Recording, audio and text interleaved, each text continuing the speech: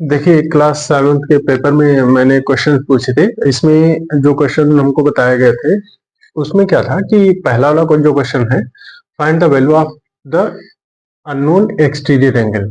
इस ट्रायंगल में देखिए ट्रायंगल ए बी सी है और इसके बाहर देखो, बाहर इस ट्रायंगल से बाहर ये बना जो एक्सटीरियर एंगल है उसकी वैल्यू हमको फाइंड करनी है। तो इसके लिए सिंपल सी बात है, जो एक्सटीरियर एंगल कौन सा है,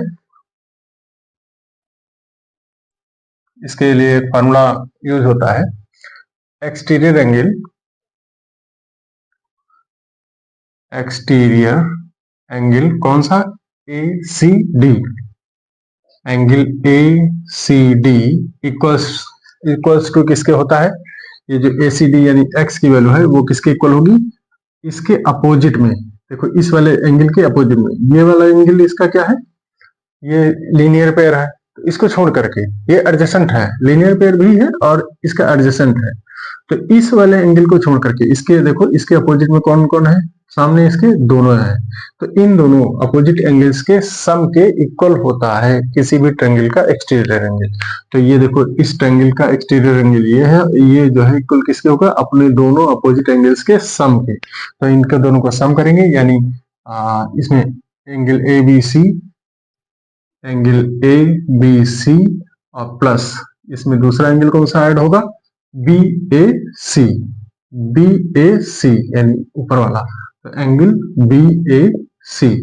यहाँ देखिए exterior angle A C D क्या है, ए सी डी क्या है एक्स, तो इसका मतलब ये एक्स हो जाएगा। और ए बी सी कितना है, ए बी सी इसकी वैल्यू कितनी है 100, तो ये 100 डिग्री हो जाएगा। और प्लस बी ए सी इसकी वैल्यू कितनी है 40 डिग्री, तो ये 40 डिग्री हो जाएगा। अब इन दोनों का सम देखो, दोनों एक इंटीरियर एंगल्स जो है अपोजिट में है इसके एक्स के, है ना। जो एक्सटीरियर एंगल एक्स है उसके अपोजिट में दोनों इंटीरियर एंगल है, तो दोनों इंटीरियर अपोजिट एंगल्स के सम के इक्वल होता है। इसकी वैल्यू कितनी हो जाएगी एक्स की, 100 प्लस 40 बिकम 140 डिग्री, और यही आपका आंसर हो जाएगा। ठीक है, फिर अगला है, इसमें क्या है, जब इसको हम सॉल्व करेंगे तो यहाँ हमको पूछा गया है 3 angles of a triangle are 2x plus 20 degree, x plus 30 degree and 2x minus 10 degree. तो अगर कोई भी ट्रायंगल हमको गिवन है, मान लो ये ट्रायंगल गिवन है और इसके तीनों एंगल्स की वैल्यू ये जिस तरीके से इसमें कंटिन्यूअसली दी गई है कंसेक्यूटिव तरीके से, कैसे, पहली वैल्यू है 2x प्लस 20, तो मान लो ये वाली वैल्यू है, ये एंगल है 2x प्लस 20 डिग्री। दूसरा एंगल कौन सा है x प्लस 30 डिग्री, तो ये मान लो x प्लस 30 डिग्री है, ठीक। और थर्ड एंगल कौन सा है 2x माइनस 10, तो ये थर्ड एंगल है 2x माइनस 10 डिग्री, ठीक। ये तीनों एंगल्स हो गए, राइट। अब हमको बताना है find the angles.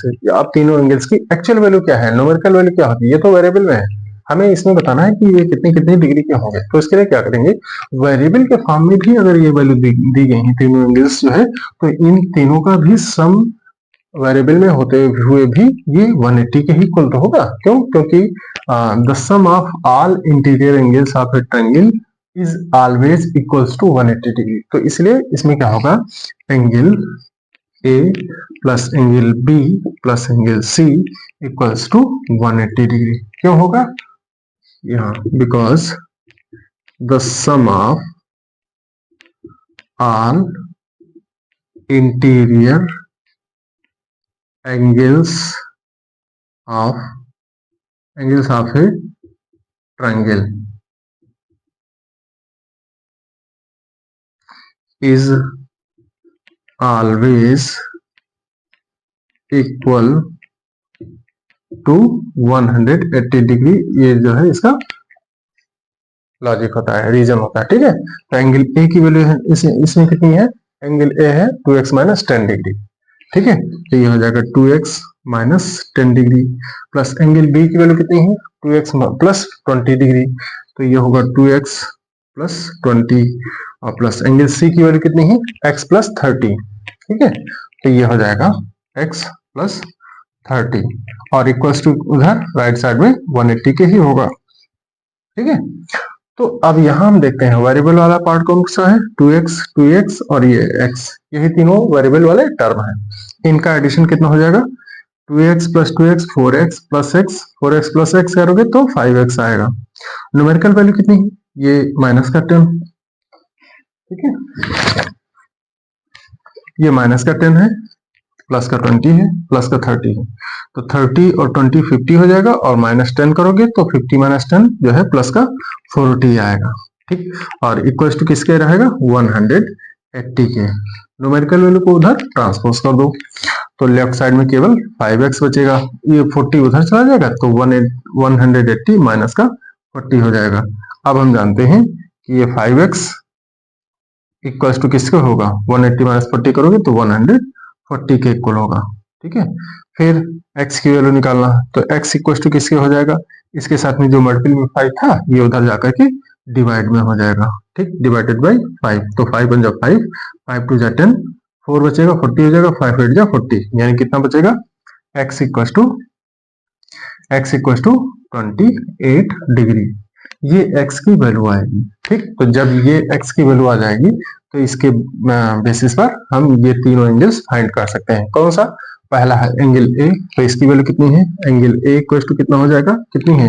2x minus 10, तो ये होगा 2x माइनस 10, इसका मतलब है 2 इंटू एक्स की वैल्यू हमने कितनी निकाली? 28 डिग्री, तो ये हो जाएगा 2 इंटू 28 और माइनस 10, तो ये होगा 2 इंटू 28 का करोगे तो ये 56 आएगा, माइनस 10 डिग्री, यानी पहली वैल्यू आएगी 46 डिग्री, ठीक है। तो ये एंगल ए की वैल्यू कितनी हो जाएगी? 46 डिग्री, ये पहला एंगल आ जाएगा। दूसरा क्या है? दूसरा एंगल है एंगल बी। एंगल बी कितना है? ये है इसकी 2x प्लस 20 डिग्री, तो ये होगा 2x प्लस 20 डिग्री, इसका मतलब है 2 इंटू एक्स की वैल्यू कितनी निकाली थी अभी? 28, तो ये हो जाएगा 2 इंटू 28 डिग्री और प्लस 20, तो यहाँ पर 2 इंटू 28 करोगे तो ये 56 होगा, और प्लस 20 करोगे तो 20, ये कितना बनेगा? 56 प्लस 20 करोगे तो ये बनेगा 76 डिग्री, ठीक है। अब इसका मतलब है कि एंगल बी की वैल्यू कितनी हो जाएगी? 76 डिग्री, ये एंगल बी आ जाएगा। फिर हम देखते हैं एंगल सी। एंगल सी की वैल्यू कितनी होगी? एंगल सी की वैल्यू कितनी है? x प्लस 30, तो इसका मतलब है ये हो जाएगा x प्लस 30, यानी एंगल x प्लस 30, यानी इसमें x की जगह पर x की वैल्यू रखोगे तो कितनी है? 28, तो ये हो जाएगा 28 प्लस 30 डिग्री, और ये होगा आपका 58 डिग्री। थर्ड वाला एंगल सी इक्वल टू कितना होगा? 58 डिग्री, ठीक है। ये हमारा तीनों एंगल्स के, angle A, angle B, angle C के तीनों जो है आंसर हो जाएंगे, ठीक है। These are the answers, okay.